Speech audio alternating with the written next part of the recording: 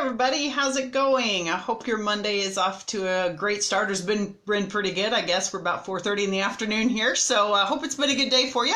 Hey, we are getting ready to start our fourth creative escape, and today's theme is fruits and veggies with faces. So I'd love to have you join me in this drawing. It should be a lot easier than some of the others that we've done.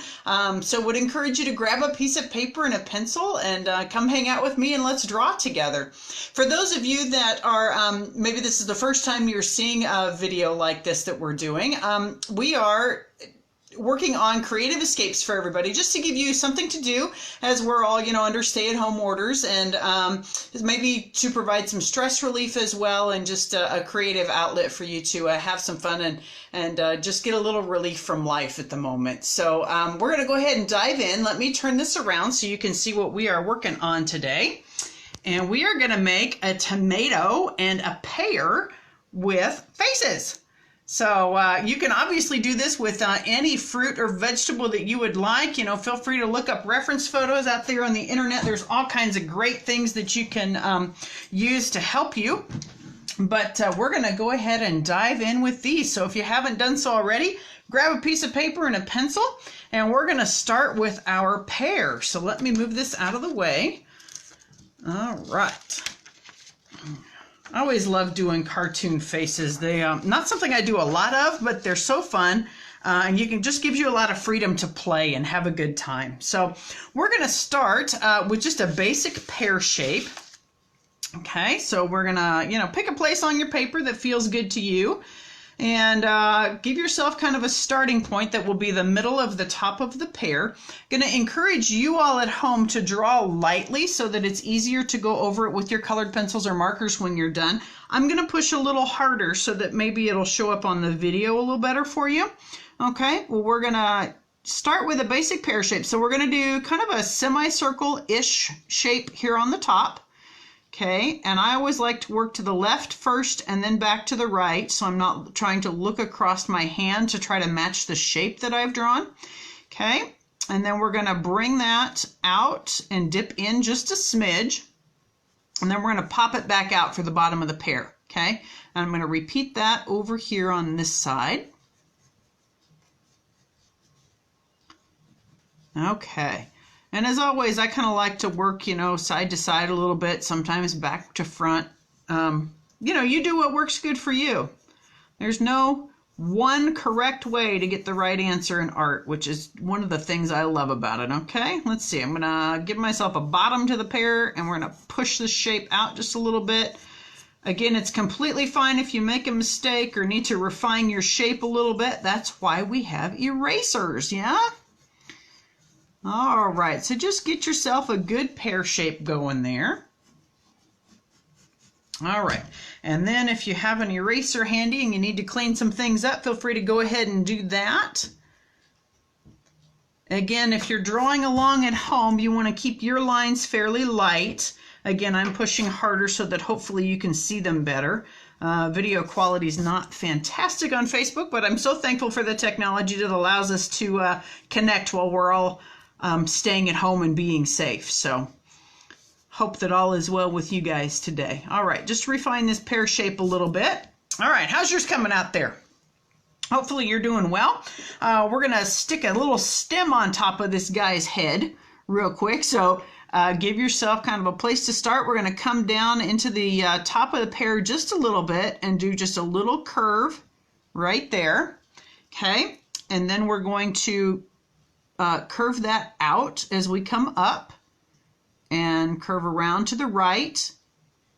And you make yours however tall you want, but just kind of picture the stem of a pear in your mind as you're doing it and think about how long or tall those usually are.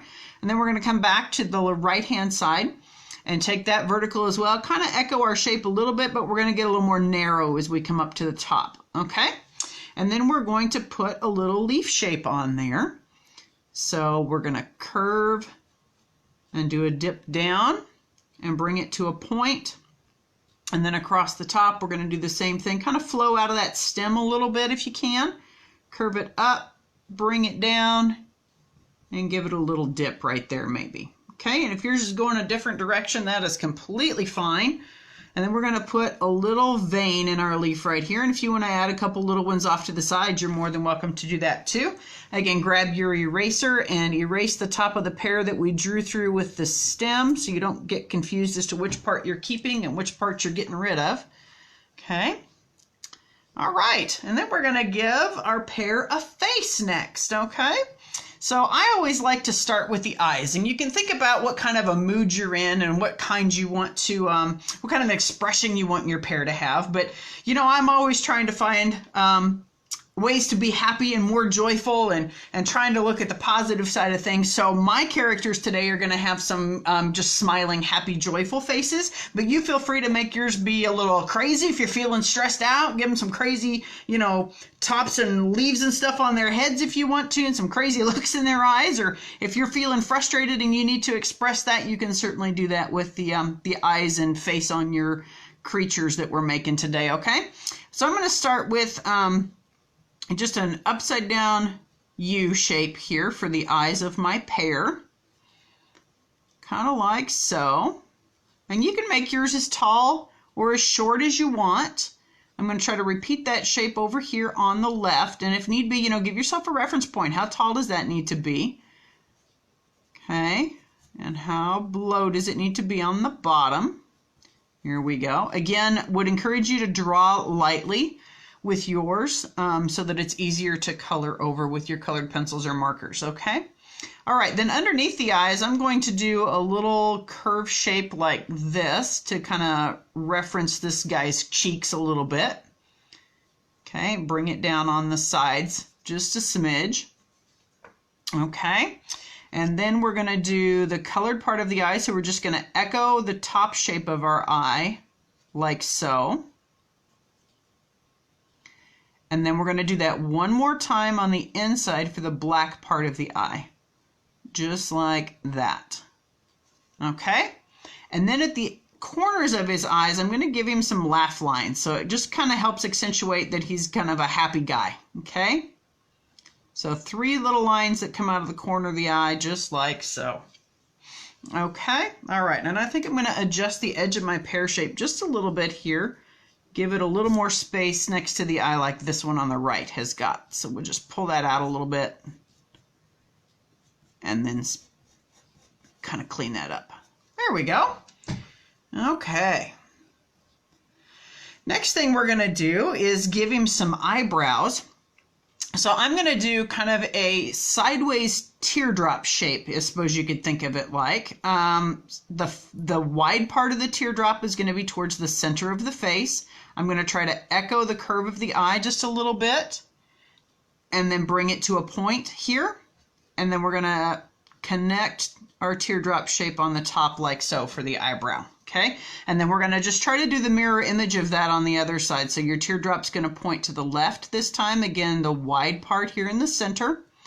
Echo the curve of the eye just a smidge, bring it to a point, and then finish the top edge connecting the top of your teardrop. And then you've got a couple of little eyebrows.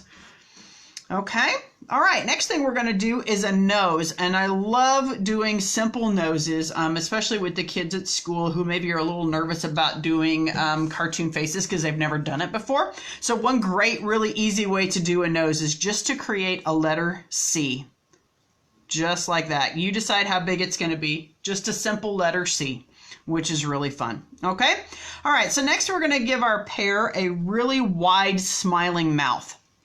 Okay, so I'm going to start roughly here. So you decide where you want the corner of your mouth to be, and then we're going to drop a line straight down, and then we're going to curve, echo the bottom of the pear shape, and then we're going to bring it back up to roughly the same point on this side. Okay, so there's roughly the bottom, and then we're going to repeat kind of on the top, but we're going to make our dip really shallow compared to the bottom one up here. And just create this really big wide open mouth. Okay, and then at the tip of the mouth we're going to put 2 little curve shapes, again to just help give the guy some cheeks and enhance that he's just a smiling happy guy. Okay, inside the mouth we're going to do a tongue. So yeah, you decide how much tongue you want this guy to be able to see, you know, inside his mouth, and we'll just give it a couple of bumps, so like a really shallow letter M through here maybe, or maybe if you think about, you know, the stylized birds in the sky that you used to draw as a kid, you know, do something similar to that shape on the inside of the mouth, and there's your tongue. And then we're gonna drop a line down the center of that tongue, give it a little bit of a curve so it's got some dimension. And there's your pear. He's all ready to color, okay? So the next one we're gonna do then is a tomato. And of course, you could adapt this tomato shape to be an orange if you'd rather, or a grapefruit, or, you know, any other circular fruit or vegetable shape that you would prefer. But over here next to our pear, we're gonna draw just a circle to start with. And again, would encourage you when we get done with our Facebook Live today, or some other day this week, if you're needing a creative outlet, to just look up a different fruit or a vegetable on the internet, or grab one out of your fridge and just look at the basic shape to get you started. And then you decide what kind of face he's going to have, or even look up some different cartoon faces if you need to. As I said, this theme for this challenge in particular is one that I think we can have a lot of fun with, in expressing ourselves and how we're feeling each day, or you know, just adding a little fun and creativity to our day. A little bit of a distraction. All right, I'm going to clean up my circle here just a little bit. And again, you know, I'm one who does really sketchy lines to kind of work out and refine my shape, and then I always go back in and erase. Some people are really great at nailing that shape right off the bat. So, you know, you do whatever works for you. But again, if you're drawing at home and just joining us, make sure that you're pushing really lightly with your pencil, so that if you want to go over it with markers or crayons or colored pencils later on, it's easier to do and the pencil doesn't show through as much. I'm pushing a little harder so that hopefully you can see better there at home, okay? All right, so now that we've got our basic circular shape for our tomato, we're going to work on doing the stem of the tomato here on the top, okay? So again, just like we did with the pear, we're going to come down a little ways. And we're going to start with kind of a curve shape on the bottom, so a really shallow U. And then we're going to extend that up and give it a curve. And this one's going to get a little wider at the top, okay? And then same thing on this side, we're going to repeat that shape, but get just a little wider here at the top. And then we're going to do a curve across the top as well. So there's the stem. And then we're going to give the stem a few little leafy shapes for the tomato, okay? So I want you to start at the back of the stem just a little bit. So we're going to come up the edge of the stem on the right-hand side, and we're going to do kind of a curved triangle shape here, okay? So we're going to curve up, bring it to a point, and then bring it back down, but we're going to curve out as we come back down, and then dip in towards the stem just a little bit, okay? And then we're going to do, again, we're going to curve down and up for kind of a triangle shape. And then I'm going to come back to the center of the stem and give myself an ending point for this leaf on the tomato. So it's going to curve out and then back up and come to a point to meet that that line that we just finished drawing a second ago there. Okay. All right. Then I'm going to start on the left-hand side of the stem and work my way back to the center to meet this point down here at the leaf that we just got done drawing. So again, we're going to come up the right or the left-hand side of the stem about as far as we did on the right-hand side. And we're going to do that curved triangle shape again. And it does not have to match the other one exactly, so you do what works for you there. Okay, give yourself maybe an ending point where you want that leaf to end, and then connect your lines like so with a curve. Okay, and then we're going to do the same thing here. So we're going to curve our line out to a point and bring it back here to connect. And hopefully that's looking a little bit like the leaves on the top of a tomato. What do you think? All right, we're going to use our eraser, clean up the lines that we drew through and we don't need anymore, which is another great reason for drawing lightly. If you draw really dark, it's hard to erase those lines completely sometimes, and it can also put a groove in your paper, which we call ghost lines, and makes it kind of hard to fill in with colored pencil later. Okay, that spot will be white because your colored pencil lead will just kind of glide over the top of the paper. All right, so now we've got the stem on our tomato. We're ready to give this guy a face. So let's start with some eyes on this one, and I'm going to make these eyes maybe a little lopsided. So I'm going to do the one on the right a little bit bigger and more oval shaped, and then the one on the left is going to be more of a circular shape, okay? So we're going to start in the middle underneath our stem. Maybe give yourself a little reference point for how tall you want that eye to be. So I'm going to leave a little space for an eyebrow. So I'm going to say right there's going to be the top of my eye. All right, so we're going to start here and we're going to curve and hit that reference point that we made and give ourselves an oval shape. Again, you decide how big you want the eye to be, but I'm going to make mine fairly big and exaggerated here. Okay, so roughly like that. And then we're going to not connect that completely, leave a space here. And we're going to go ahead and go into that more circular shape of an eye and make a circle kind of attached to it. I'm going to do mine a little smaller because I want his eyes a little bit lopsided. I think it just adds an element of fun and quirkiness to it. But if you would prefer to have yours even, you go for it. You can make yours 2 oval eyes, or you can do like we did with the pear and do these semicircles if you'd rather. Entirely up to you. You're the artist. You have fun with it and make it your creation, okay? All right, so then inside of those eyes, we're gonna, instead of doing a colored part like we did over here on our pear, I'm just gonna do 2 black centers to the eye. But if you would prefer to have a colored shape, you feel free to add one to yours, okay? So on the right-hand eye, I'm gonna do a small oval to echo the oval shape of that eye. Okay, and then on the left, I'm gonna do a circle. And I'm gonna make mine a little more towards the center of the tomato's face rather than the center of the eye, okay? And then I'm also going to put a tiny little circle or oval inside of each one to represent a little light reflection. So that little oval or that little teeny tiny circle will stay white, so it represents a little light reflection in the eye. Makes it look a little more lifelike, okay? Alrighty, so our tomato then, we're going to give him some eyebrows. And kind of like on the pear, how we have a thicker area or wider area towards the center of the face. I'm going to do that on the tomato also, but I'm going to make this one a little more angular instead of smooth and teardrop shaped like this one is. So these will be a little more reminiscent of a triangle, I suppose. Okay, so this one I'm going to do kind of a straight end on the inside edge, and then give it a teeny bit of a curve, but bring it to a really dramatic point, and then same thing over here on this side. Just a little bit more of an angle. And if you wanted to overlap your tomato leaf a little bit, you could certainly do that too. And I think I might try that. So I'm going to do mine again. Make it just a smidge bigger. And lift it up off the eye just a little bit. Okay. Here we go. All right. And then same thing on this side. You decide how close it is to the eye. Start with a vertical line. And then we're going to curve just a little bit as we go around the eye, bring it to a nice point, and then connect your dots on the top, your starting and ending points. Okay? All right, so the nose on our tomato then, we're going to do kind of maybe a corkscrew shape, I suppose you'd say. Or, yeah, I don't know what to call it, so we'll just draw it. Okay, so we're going to start here below the eyes just a little bit, and we're going to curl out, around, and back to the top, just like that. And give it a little curly cue. Okay? Again, you decide how big you want it to be. Yours can be smaller if you want. It can be bigger. Whatever works for you. If you want to bring it in and around a little bit more and give it more of a curl, you can certainly do that too. Whatever makes you happy. Okay? And I think I like mine with a little less curl, so I'm going to take that out of there. Okay.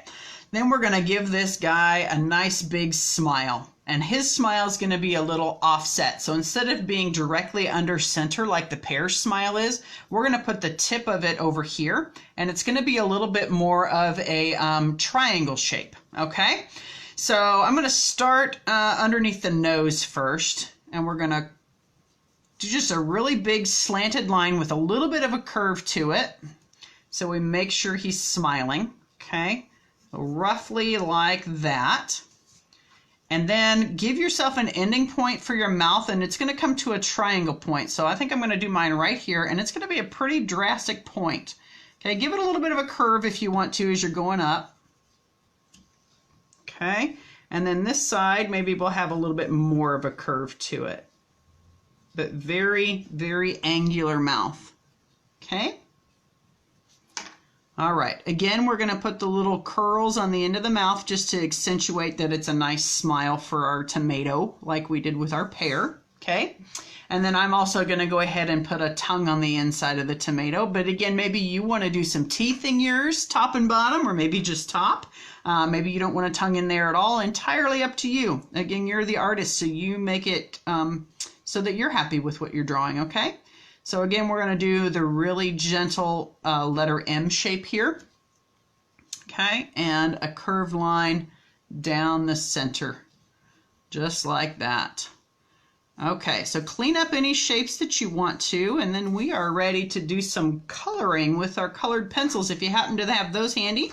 I'm going to show you a couple little tricks today on how to take your coloring up a notch and make your colors just a little bit more rich. And you certainly don't have to have an expensive set of colored pencils to do it either, which is kind of fun. One of the things I love about colored pencils is that they're transparent. You can see through them, so when you layer colors on top of each other, it just makes it more interesting and rich in color. So, okay. Again, if you want to keep adding to this all week long, you can certainly do that, or do a different drawing each week, or each day of the week, sorry. Look up a different fruit or vegetable to do. All right, so we're going to start with our tomato.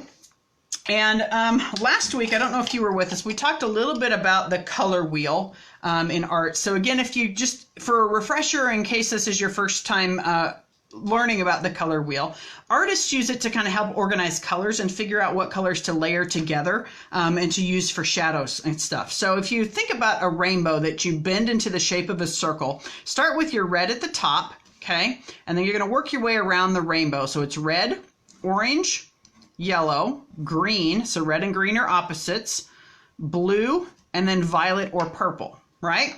So with colored pencil, in order to add interest to your colors and make them more rich, you want to layer the neighboring colors together. So, you know, we know that a tomato's first base color is red. That's the color we identify it as being, right? So we will certainly use red with our tomato, but then we're also going to layer a little orange in there for some interest, and maybe a little bit of purple or violet to help us with some shadow tones. Okay, so if you want to grab those three colored pencils, you'll be ready to rock and roll. We're going to start with our red, okay, because obviously tomatoes are red, so we want to make sure that red comes through nice and clear, and the other colors we will simply be using to add some interest, okay?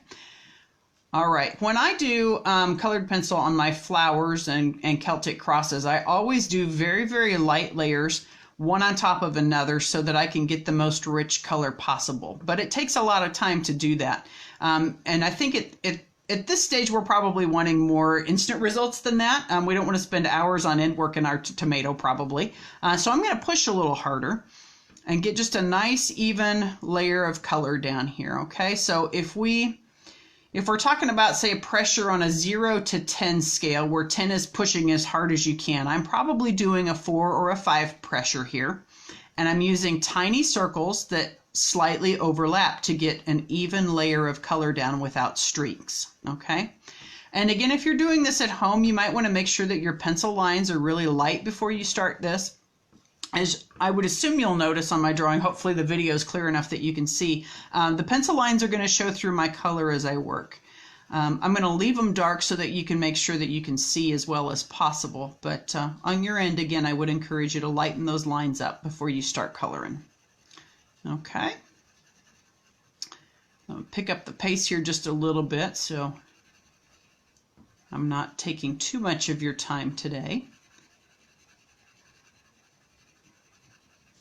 And again, if you've got the time, or if you want richer color, lighten up your pressure and do more layers of the three colors that we're going to layer together today. And I think you'll be pleased with the results. It just adds a richness and extra interest to your color, which I really like.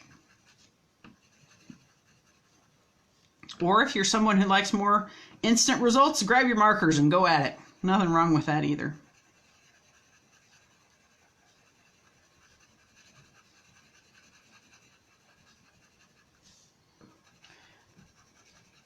And you'll notice I'm just coloring over the pencil lines there for the nose, because they're going to show through the colored pencil.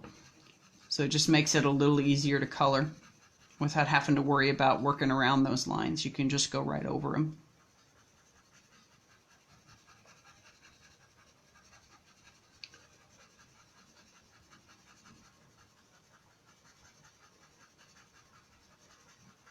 And if you happen to notice a spot where you didn't quite get your color as even or as heavy as you did maybe in another, nothing wrong with going back over it and making sure that that color is as even as you'd like it to be. Okay.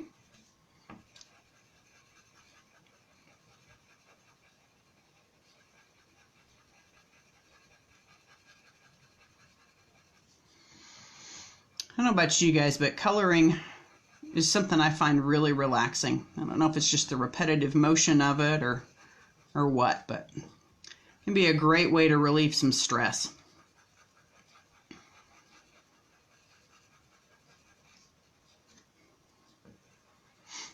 All right, getting close here.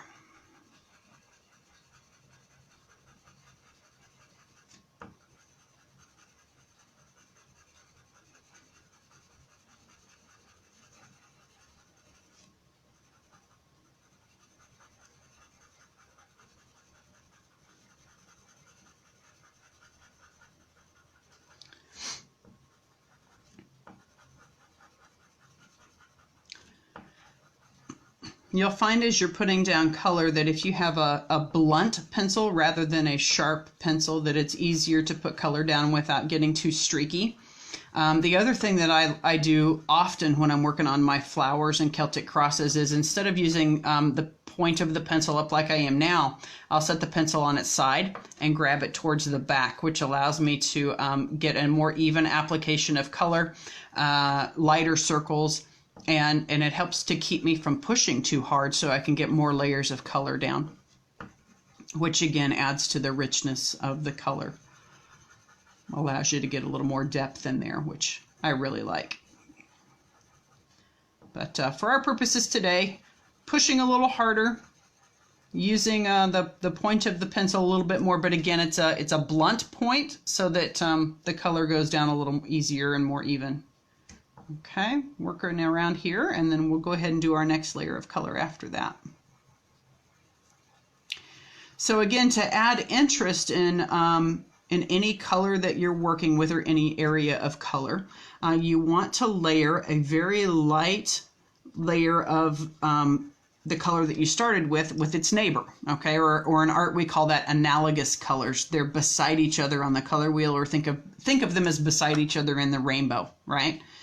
So one of red's analogous colors, or neighbors as we talk about it in my art room, is orange. So we're going to grab an orange colored pencil, and very lightly we're just going to go over the top of our red. You want to push hard enough that you see a little bit of orange, but not so hard that it alters the color, right? We still want our tomato to look like it's a red tomato, right? But the orange is just going to add a little bit of interest. So, ease up on the pressure a little bit. Still going to do that circular motion we talked about. And hopefully this comes through on the video. I know Facebook quality video is not real high, but hopefully you can see this. And I'll be sure to post a picture of the finished artwork in the comments below if you'd like. But just take that orange and real lightly go over the top of the red. Again, enough that you can see it, but not so much that it shows up as orange, right? We probably don't want an orange tomato here. We kind of want it to stay red, but the orange is going to add a little extra interest to it and make it just, look a little cooler. Take it up a notch, right?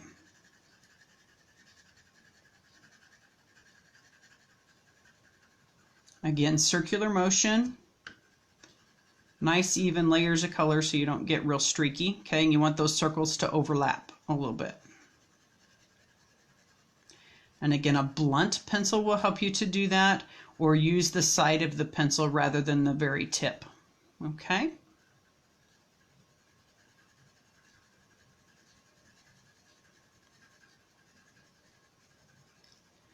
If you're just joining us, we're working on fruits and veggies with faces today.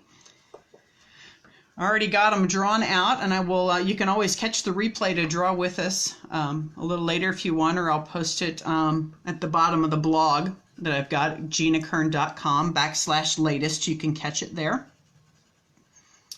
Okay, but at the moment we're working on adding an analogous color to our red tomato to take the color interest up a notch, right? So rather than just having a plain old red tomato, we are layering a little orange in here.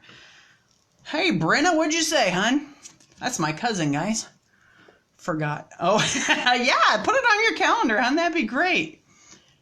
What? Oh, well, thank you very much for that kind comment, guys. She said I got all of Grandma's skills. I think we've all got our own creative abilities, sweetheart, that we got from Grandma. And you are definitely a fantastic actress and singer, so. And I bet there's some drawing skills in there, too, if we'd work at it. All right, so we'll just continue layering our orange in here, just to punch up the color a little bit. Again, tiny circles that overlap.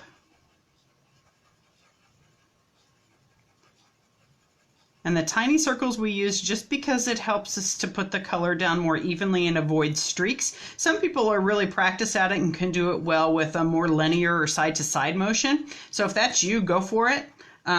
I just learned to do it with the circles. The gal that taught me how to do colored pencil technique, that's kind of the way she used, and I found it really helpful. So hopefully that's something that works well for you guys too.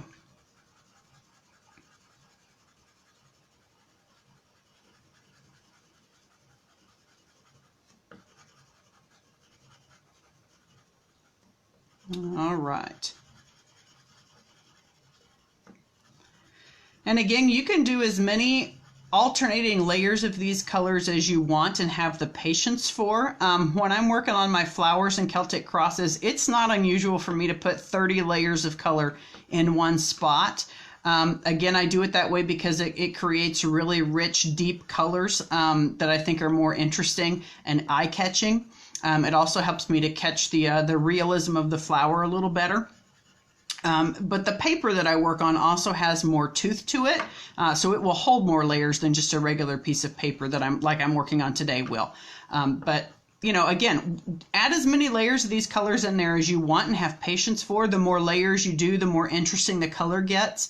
But again, just be really light-handed with the orange because you don't necessarily want an orange tomato. You'd probably prefer to have a red one, I would assume. But, you know, there's some really interesting colors of tomatoes out there, so who knows? Maybe you do want an orange one.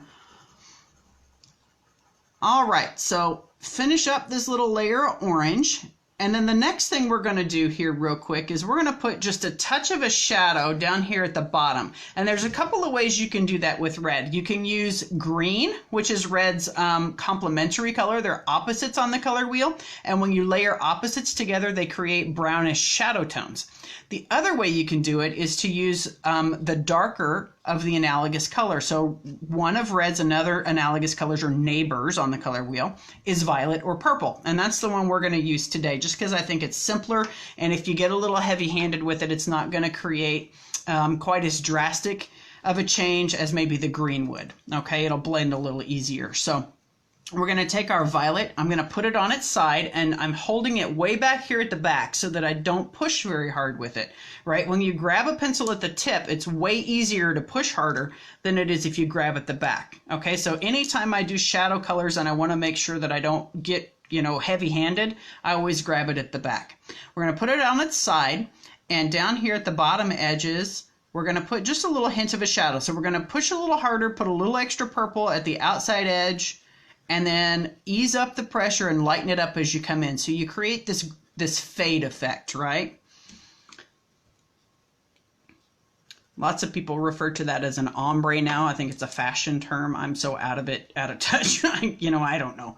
In art, we call it a gradient. So my students first started talking about, it's an ombre effect. Miss Kern's like, it's a what? So anyway, think of it whatever term makes sense to you. Okay, but you want it to fade, be a gradient or an ombre effect, right? All right, so we're going to go about a third of the way up on the edges here. And again, just fade that in just a little bit. If you would like, you can also create a little bit of a shadow underneath his eyes. Maybe he's a tired tomato. Maybe he's got some baggy eyes. So you put a little purple underneath his eyes there. Okay. And then we'll also do it underneath the leaves up here on the stem. And those shadows, you know, they just add a little bit of dimension, a little bit of pop. But again, don't feel like you have to do it if you're not really feeling it. It's okay. All right, now grab your red when you're happy with your shadows, and we're going to push pretty firmly this time as we go over our colors. And this is what we call burnishing. So when you feel like, I've got enough layers on there, I'm kind of happy with it, you're going to take your pencil, you're going to use the point, and you're going to grab at the tip right here, and you're going to push pretty firmly. So I would say like a 7 or 8 on a 10 scale, right? And what you want to do is push those layers of color together. Again, circular motion, and you're going to fill in all of the white spaces on the paper. Okay? Now, typically when I'm working on my flower drawings, I'll do this with a colorless blender because it doesn't really alter the color that much. But something like this, I'm just going to use a red pencil because we want a red tomato, right?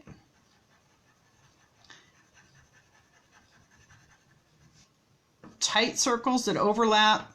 And push pretty firmly, or as firmly as your fingers will allow. If you're a person that it hurts to push that hard when you draw or color, then don't do that. Do more layers of color, or just leave it light with that white paper showing through. That's okay too. We certainly don't want this process to be painful. We want it to be relaxing and enjoyable experience for you. A nice distraction from life. So, do what works for you. Okay.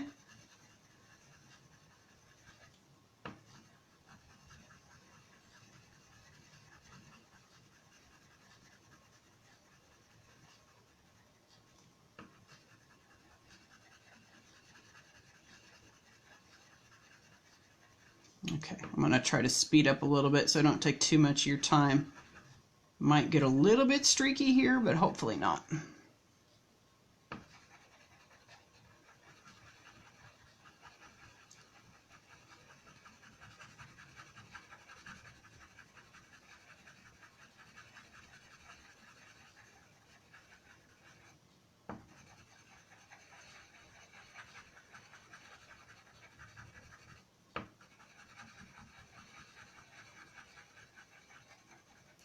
So if I were going to do more than just 3 or 4 layers of color here, the order I would probably go in would be to start with the red, just like we did, layer of orange, just like we did. Then I would do a layer of red over the whole thing. Then I would do the purple shadows, back over the purple with the red, and then I might look at, do I want another layer of orange? Do I want to burnish the color like we're doing now and push real heavy with the red? And just continue to alternate the reds and the oranges, and adding a little purple in there as needed to help pop the shadows a little bit. So if you're someone who's looking to do more layers, that would probably be the approach I would take. But, as I always tell my students at school, once you get those first couple of layers down, you really need to evaluate what you've got on your paper, decide and kind of compare it to what it is you had in mind, and decide what you need to do from there. So is it matching what you wanted? Great, then just keep doing what you're doing. If you got a little heavy-handed with the orange, well then push a little harder with the red, and then obviously don't add more orange, right? So it's one of those things you got to keep evaluating. What pencils would I suggest work best for layering like this? That's a great question, Brenna. Thanks for that. I'm currently using Crayolas just because I wanted you guys to see that you can do this with even the cheap brands of colored pencils. But the ones I prefer to use are Prismacolor. Let me grab one here. I've got some sitting here. Here's what they look like. This is Prismacolor Premier is what I typically use on my colored pencil drawings. I like these a lot. They also sell a cheaper brand called Prismacolor Scholar that's still really good quality pencil, but it's not quite as pricey as the Premiers are. The reason I like Prismacolor is because they're a lot softer. They have more pigment in them and less binder. So, as I'm finishing coloring the tomato, here's a little crash course in colored pencil. Colored pencils typically have tons of, they're made up of 2 things.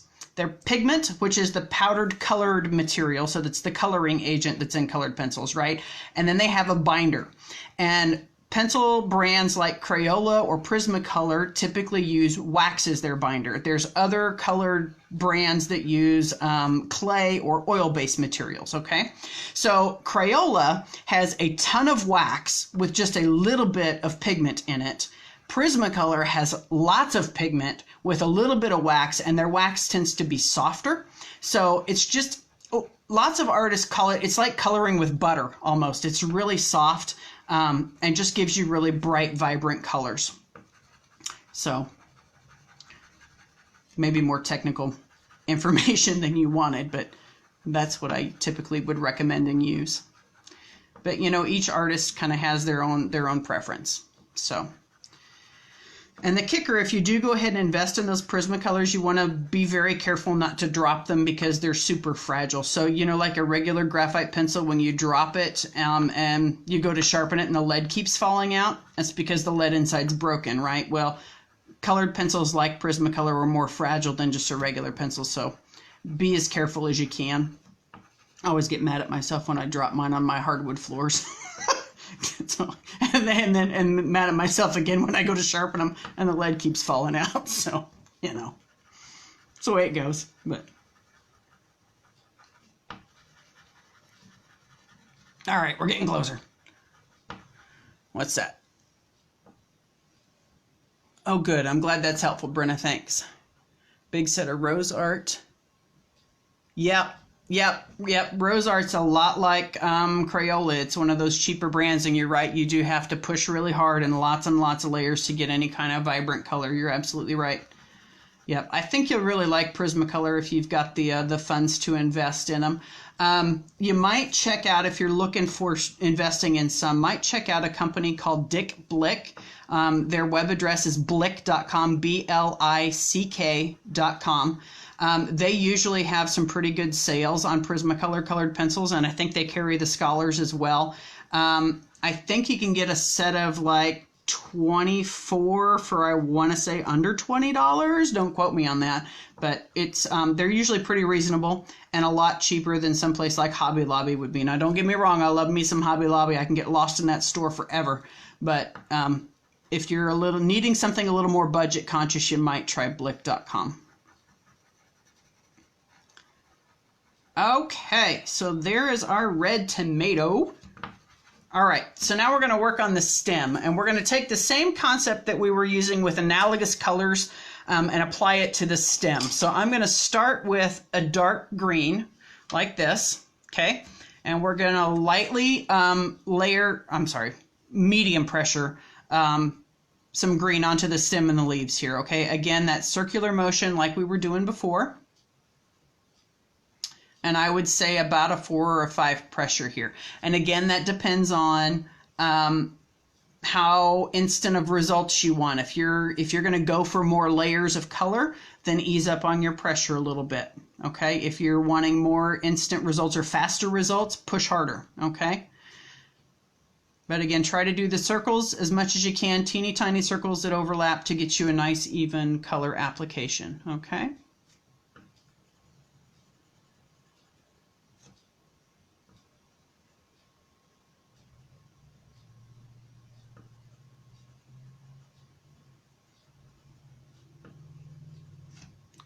Back over here and do this side.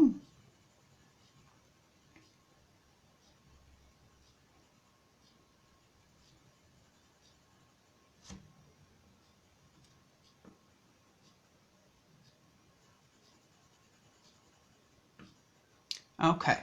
So now we've got our base color down. We're going to look at green's analogous color. So again, analogous, think about it as the neighbors. So if you look at your color wheel, which again is just the rainbow bent into a circle, the colors next to green are yellow and blue. Okay, so I'm going to use some yellow to enhance the color of our stem here a little bit, and then we'll use blue to help give us a little shadow. Okay.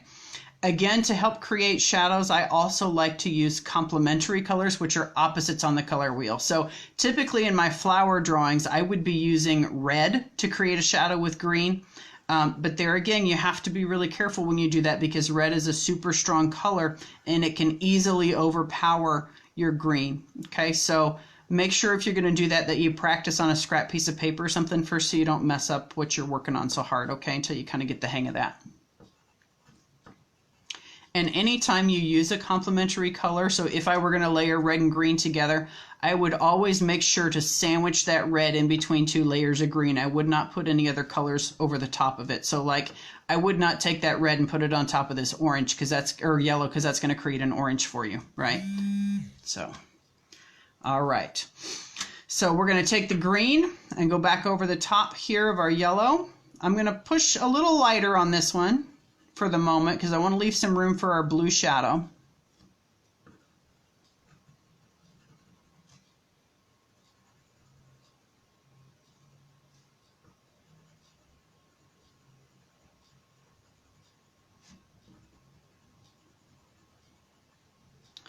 All right.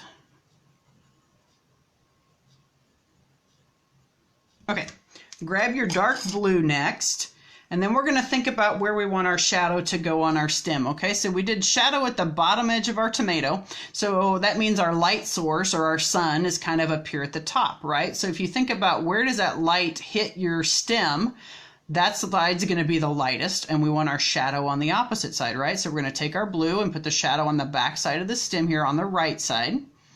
Again, just like we did with the tomato, you want it a little darker at the edge and fade it as it comes in. So ease up on the pressure to create that fade, and then maybe a little few extra layers of blue at the very outside edge to help, okay?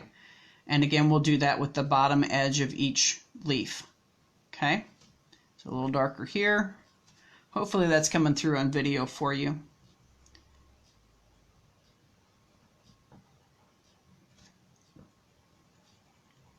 And then we'll go back over all of that with our green again. All right. And again, I would say, you know, press pretty firmly at this point unless you're going to go for more layers of color, which is perfectly fine. So again, this step, when you're happy with your color and you're trying to fill in the whites of the paper, that step is called burnishing. And you're pushing firmly enough, like an 8 or a 9, that you're mashing all of those colored pigments together and filling in the tooth of the paper. But you got to be careful when you do that because it's really hard to make any changes to that color after you've burnished because it smashes the tooth of the paper down and it just doesn't want to hold any more color. So just be mindful of that and don't push too hard until you feel like you're really pretty happy with your color. Hope that makes sense. Okay, so now we're going to fill in our tongue, and I'm going to do a red there on the tongue as well, but I'm going to make it a little darker than the red of the tomato, so it looks like it's in a bit of a shadow, okay? So in this instance, I'm going to ditch the orange and just use red and purple. Okay, so again, we're going to do light layer of red.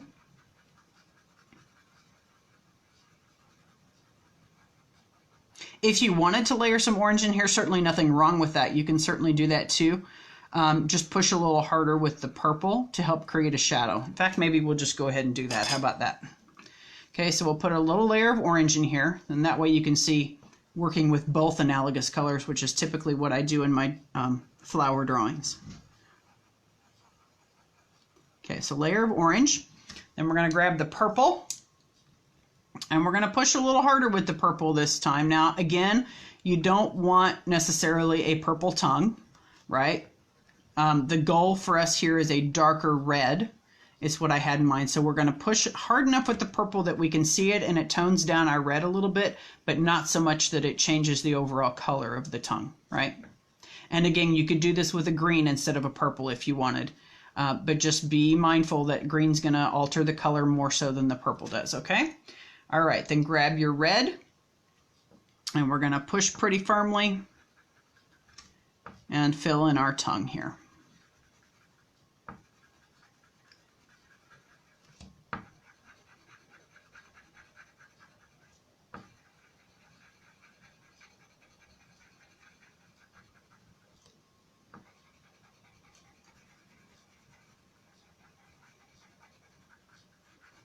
Okay.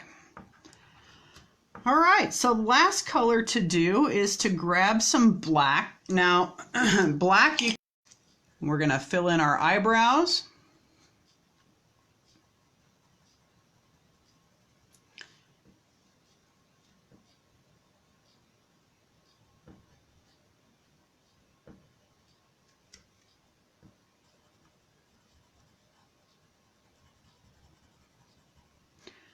And black is typically a pretty cold color. It's not one I use very often in the flower drawings that I do. In fact, I tend to use more complementary colors and layering just super dark colors of pencils together. So if I have an area that needs to be really dark, you know, I'll use like black grapes and black raspberries and black cherries layered together and indanthrone blues as opposed to just a black. I think it just creates a richer, more interesting color that's a little warmer and not quite as cold.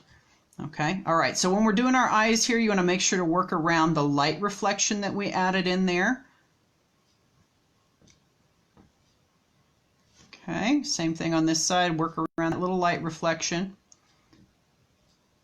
So maybe outline it first and then filling your color around it. Okay, and then same thing down here, fill this in with some black, and then we'll do a little outlining and our tomato will be done.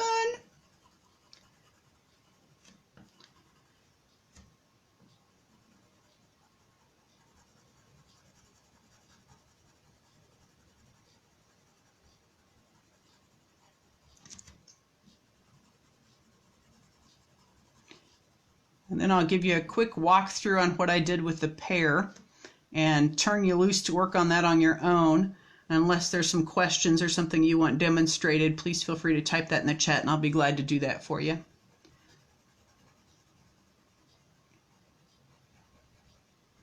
All right, so I've got this filled in. So then our last step, if you want, I mean, obviously you don't have to, but if you'd like to add just a kind of a more finished look, would be to trace over your pencil lines with the black colored pencil. You could also do this with like a darker red on the outside or something if you didn't want something quite as stark of a contrast as the black would be. But I kind of like it. I think it works. So just trace those pencil lines, clean up the edge a little bit. Trace these little curves at the corner of his cheeks.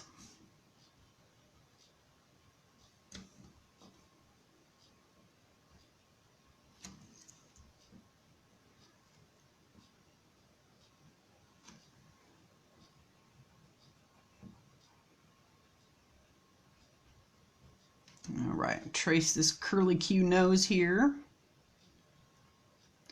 And you know, as I said before too, if you're struggling to know kind of or to get some ideas on what you can draw for cartoon face parts to add to your fruits and vegetables, you know, the internet's a wealth of information. Feel free to do a Google image search or something for cartoon faces and see what comes up. You know, there's things that are pretty simple and some that are more complicated. So feel free to check that out and get some ideas there, right? We don't ever want to steal anything completely off the internet, but, you know, we artists tend to borrow different ideas from things that we've seen all over the place, you know, from great works of art and history or other artists that we know, and we combine it and make it ours, right? So you can feel free to do that at home too, right? Just be mindful of copyrighted material. If you're doing it for your own enjoyment, obviously that's one thing, but don't try to sell someone else's stuff, okay? Disclaimer here, right? Okay. Clean up the eyebrows and the stem a little bit, trace the outside of our tomato, and then we'll walk you through or talk you through a little bit of coloring the pear, kind of how I did that, and then we'll let you run unless you have any questions or want me to show you anything. Okay.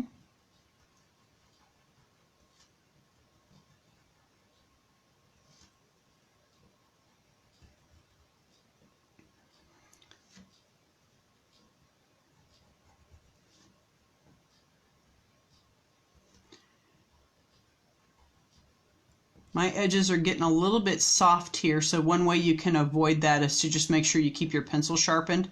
I'm just going to plug along here so I don't take up too much of your time, but if you want a cleaner edge, just sharpen your pencil more often, and that's how you do that. Okay, and I'm pressing pretty hard here, so like a 9 or a 10 probably. All right.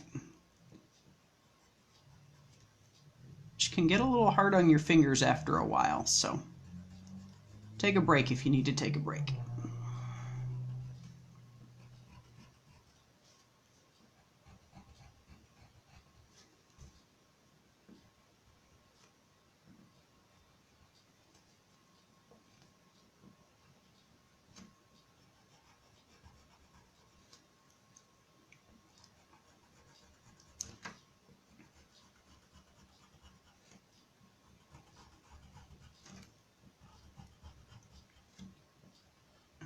Alrighty.